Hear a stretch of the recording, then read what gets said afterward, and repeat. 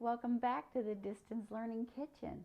We have been working on different yeast bread products, and today I'm going to show you a great convenience item you can use that will give you an end result that people will think you spent hours making. We're making monkey bread today.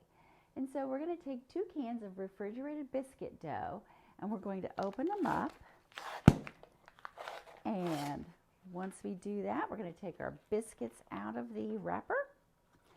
And we need to cut them into pieces. The recipe says to take these and cut the biscuits into 6 pieces. And so what I do is I just take my kitchen shears and I cut it in half, and then I cut each half into thirds. Now, some of these, as you can tell, are not exactly even in thickness, and when that happens, I'm just not going to necessarily cut them each half into thirds. I may only cut those in half. This one I can definitely cut in thirds. And so as you can see, this is not difficult to do. What I've gone ahead and done before I started the video is I went ahead and took the sugar and measured it out and my cinnamon, and I put that in a plastic bag. Also, in a saucepan, I have melted a half a cup of butter. I've also gone ahead and measured a half a cup of brown sugar, and I will be adding that butter to the brown sugar. Once we get these cut, we're going to put them in a plastic bag, and we're going to shake them around in our cinnamon and white sugar mixture. Put them in our muffin cups. We're going to add our butter to the brown sugar, mix it up. We're going to spoon any leftover sugar we have onto our bread dough or our biscuit dough, and then we're going to add the butter and brown sugar mixture on top, and then we'll bake them in an oven that is going to be 350 degrees, and we only have to bake these for 12 to 14 minutes. So if you remember from some of our lessons that we've already had, when we have a range of time for baking, we always set our timer for the least amount of time so that we don't have any issues with anything burning. And then if we need to add more time, we can certainly go ahead and do so. All right, so we're going to just take some of these little bits that we have gone ahead and chopped up and put them in the bag. The recipe says to put about 6 in at a time.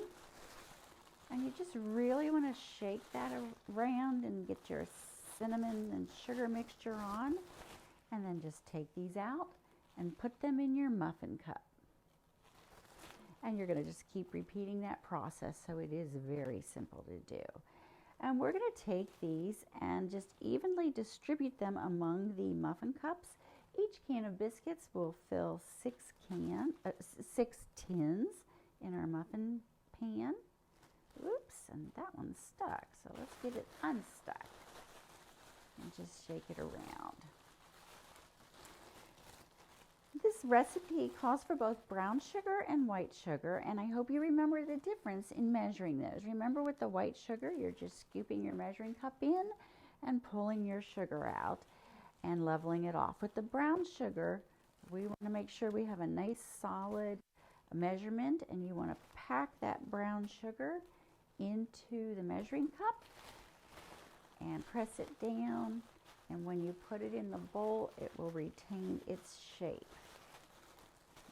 Okay, so this is something that you could do with certainly family member. If you have any younger siblings at home, they would love this. This is something they can't mess up, so they will think you're the coolest older brother or older sister if you let them help you make this. Alrighty, when we come back, you're going to see these ready to go for the next step. So I'll see you in a couple minutes. All right, we're back. As you can see, I've gone ahead and got all the biscuit pieces covered with the sugar and cinnamon mixture into the muffin tins. And I went ahead and I took the butter and the brown sugar and I have mixed it, and I've started spooning this over each muffin cup. All right, and And so that's just going to add extra sugar and butter while these bake, and they'll soak in. And if you're familiar with making the traditional recipe, you do something similar to this with pouring the butter mixture on top, but we're usually doing that in like a bundt pan or a large tube pan. And so this is a nice little change because it's going to hold that and help these as they bake.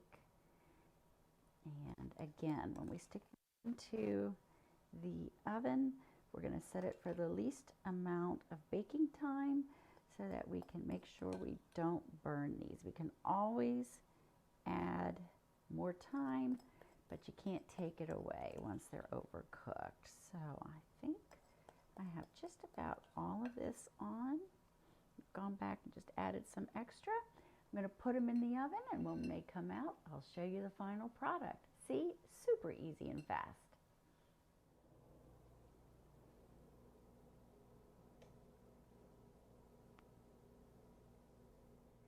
Oh, we're back. Oh my gosh, I wish you could smell my kitchen. It just smells wonderful with the cinnamon that has just been baking. Oh, the aroma just permeates the house. So what we do at this point is we just take a knife and we just work around the muffin tins to loosen up what we have.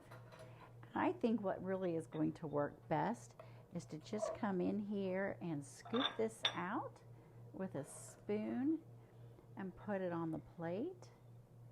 And I want you to just take a look at that. Oh, and there's just a little bit, some extra goo in there that we can put on here. And now tell me if that wasn't easy to make. It didn't take any time at all to do.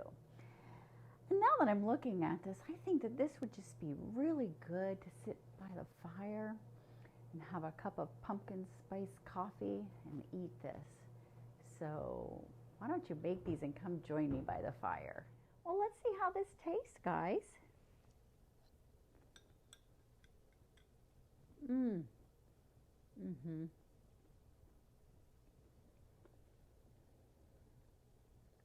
You can taste the cinnamon and the sugar, and I honestly thought that these would be too sweet, and they're not.